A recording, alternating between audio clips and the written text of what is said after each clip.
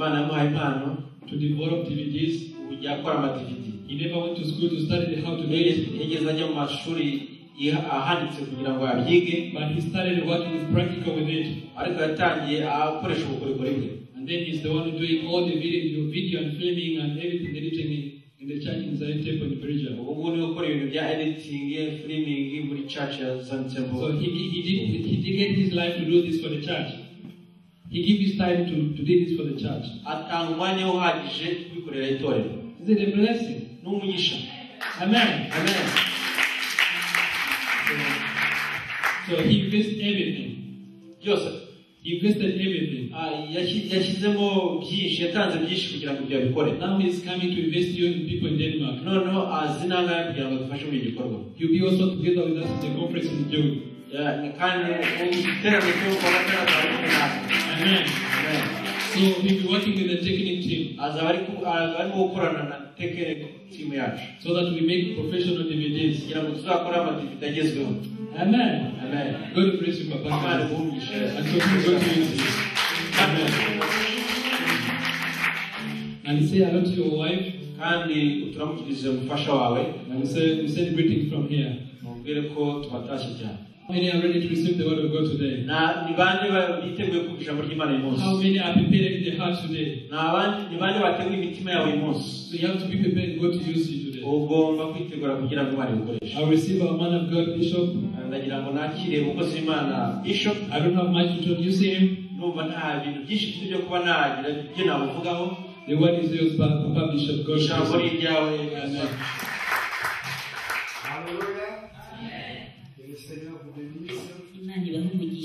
D'être là ce dimanche. Je vous salue tous. Vous pouvez interpréter pour ton mari. Alléluia. Parce qu'aujourd'hui j'ai eu un interprète en français. Alléluia. Et tu peux aussi, Betty ça va, Alléluia. Quelqu'un d'autre aussi ne comprend ni le français ni le Kinyarwanda, on peut. Merci. Je vois l'interprète Gloire à Dieu. Aujourd'hui, nous avons promis que nous allons parler sur quoi? Sur le feu. Alléluia. Le feu.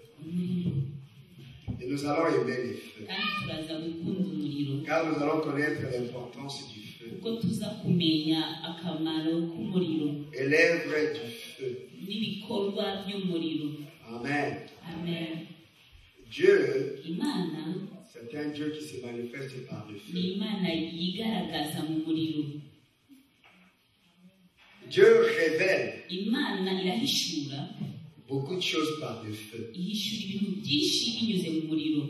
Et Dieu travaille dans l'église puissamment au travers du feu. Sans le feu, nous ne pouvons pas utiliser ces microphones. Le feu est transformé par beaucoup de choses, dans plusieurs formes. L'électricité, c'est les feux qu'on a contentionnés dans les fils. Voilà pourquoi quand vous mettez des pôles négatifs, il y a des flammes, des étincelles. L'électricité, c'est le feu.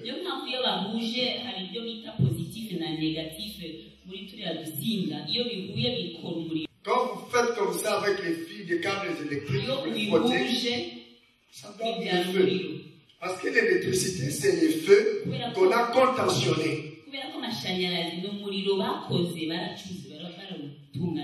Les tiges d'almette contiennent le feu qu'on a retenu dans le phosphore. Non, c'est le feu qu'on a contenu dans le phosphore. Sur les feux. Le feu se trouve dans plusieurs endroits. C'est le feu qui fait fonctionner les appareils. Le feu qu'on appelle électricité. C'est ce feu qui fait que vous voyez des lampes. Dans ces lampes-là, il y a le feu qu'on a retenu dans le verre. C'est le feu qui s'allume là, c'est le feu.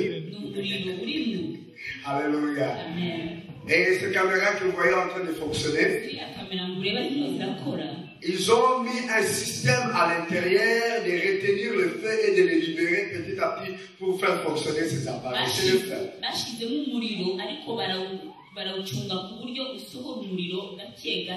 Alléluia. Et je crois qu'il n'y a pas dit entre vous, c'est bien dit. Quand on le recharge, on dit on met au muriro, il donne. Là, muriro est fité. Donc il n'y a pas de feu. L'électricité, c'est le feu.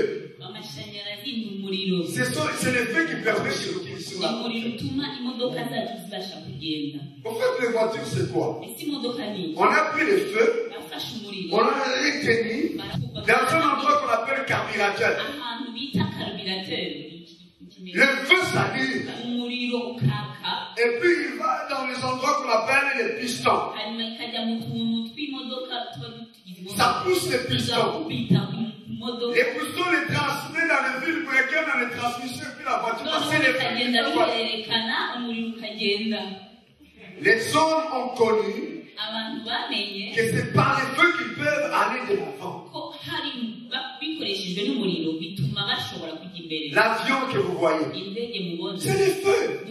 C'est le feu qu'on a contentionné. Et vous pouvez tourner le moteur de l'avion. Le téléphone mobile que nous avons, c'est le feu, un feu qu'on a contentionné, qui projette ta foi jusqu'aux extrémités de la terre à une seconde. C'est le feu. Le feu a plusieurs voies où il peut passer. Les hommes ont connu les secrets du feu. Des fois, nous pensons que le feu, c'est ce qui brûle, mais le feu a été transformé de plusieurs façons.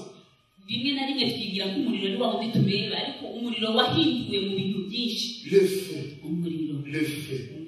Alléluia. Et c'est le feu de Dieu qui fait que nous puissions respirer, et ce feu a pris la forme du souffle.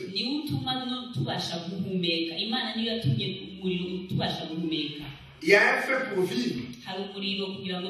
C'est ce qu'on appelle le souffle de vie.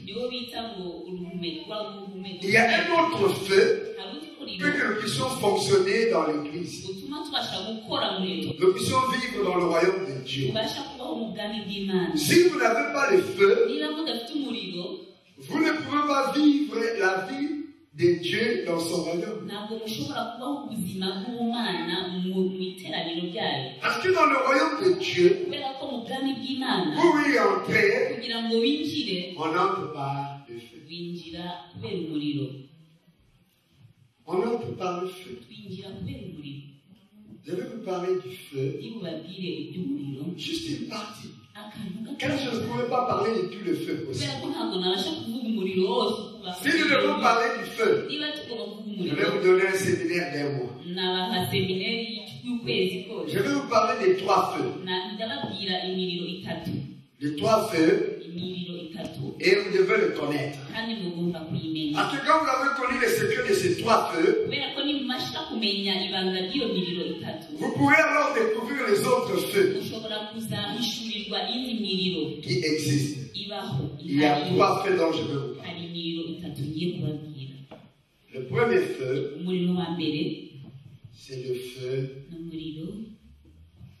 de la parole que nous devons recevoir. Le feu de la parole en nous se révèle par l'amour de Dieu. L'amour, c'est un feu. L'amour, c'est un feu. C'est le plus grand feu qui puisse exister.